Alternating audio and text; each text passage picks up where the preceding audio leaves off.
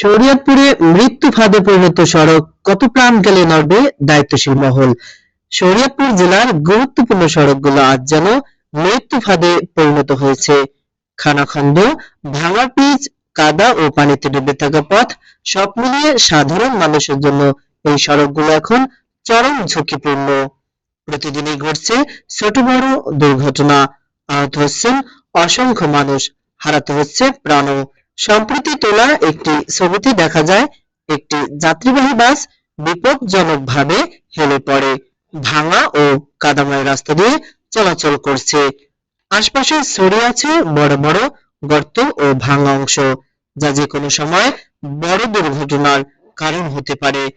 এই দৃশ্যই যেন শরীয়তপুরের বর্তমান সড়ক পরিস্থিতির বাস্তব চিত্র তুলে ধরে। স্থানীয়দের অভিযোগ, বছরের পর বছর ধরে এসব সড়কের অবস্থা এমনই রয়েছে। বর্ষা মৌসুম এলেই পরিস্থিতি আরো ভয়াবহ হয়ে ওঠে। কাদা পানিতে ডুবে থাকা গর্তগুলো দেখা যায় না, ফলে হঠাৎ করে দুর্ঘটনার শিকার হন চালক ও যাত্রীরা। একজন স্থানীয় বাসিন্দা বলেন, আমরা প্রতিদিন ভয় নিয়ে এই রাস্তায় চলাচল করি, কখন যে দুর্ঘটনা ঘটে তা বলা যায় না। অনেকবার মানুষ আহত হয়েছে, কিন্তু কোনো স্থায়ী সমাধান হয়নি। পরিবহন চালকদের ভাষ্য আরো উদ্বেগজনক। তাদের মতে, এই রাস্তায় গাড়ি চালানোর মানে নিজের জীবন বাজি রাখা। গাড়ির যন্ত্রাংশ নষ্ট হচ্ছে, যাত্রীদের নিরাপত্তা নেই, তারপরেও বাধ্য হয়ে চলতে হচ্ছে। বিশেষজ্ঞদের মতে, নিম্নমানের নির্মাণ কাজ, সঠিক তদারকির অভাব এবং সময়মতো রক্ষণাবেক্ষণ না হওয়াই এই পরিস্থিতির মূল কারণ। তারা বলেন, শুধুমাত্র অস্থায়ী মেরামত নয়, টেকসই ও দীর্ঘমেয়াদী পরিকল্পনা গ্রহণ করা জরুরি।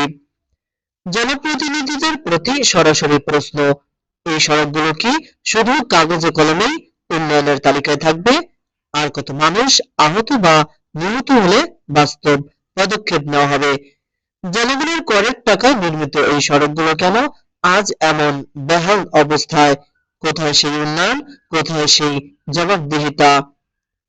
জনগণের জোর দাবি, অবিলম্বে ক্ষতিগ্রস্ত সড়কগুলোর জরুরি ভিত্তিতে সংস্কার, টেকসই ও মানসম্মত নির্মাণ নিশ্চিত করা, নিয়মিত তদারকি ও রক্ষণাবেক্ষণ ব্যবস্থা চালু, দুর্ঘটনা প্রবণ এলাকাগুলো চিহ্নিত করে দ্রুত ব্যবস্থা গ্রহণ। শরীয়তপুরের সড়ক আজ শুধু একটি অবকাঠামোগত সমস্যা নয়, এটি একটি মানবিক সংকটে পরিণত হয়েছে। প্রতিটি দুর্ঘটনা শুধু একটি সংখ্যা নয়, একটি পরিবারের স্বপ্ন ভেঙে যাওয়ার গল্প।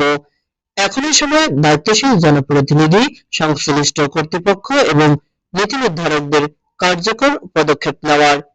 নয়তো ইতিহাস সাক্ষ্য থাকবে অবহেলার কারণে হারিয়ে গেছে আরো বহু নিরীহ প্রাণ। প্রিয় দর্শক শ্রোতা, এতক্ষণ সংবাদ প্রতিবেদনে আমি ছিলাম এআই আমিনুল ইসলাম। ভালো থাকবেন, সুস্থ থাকবেন, সেই প্রত্যাশায় আজকের সংবাদ প্রতিবেদন এখানেই শেষ করছি। আল্লাহ হাফেজ।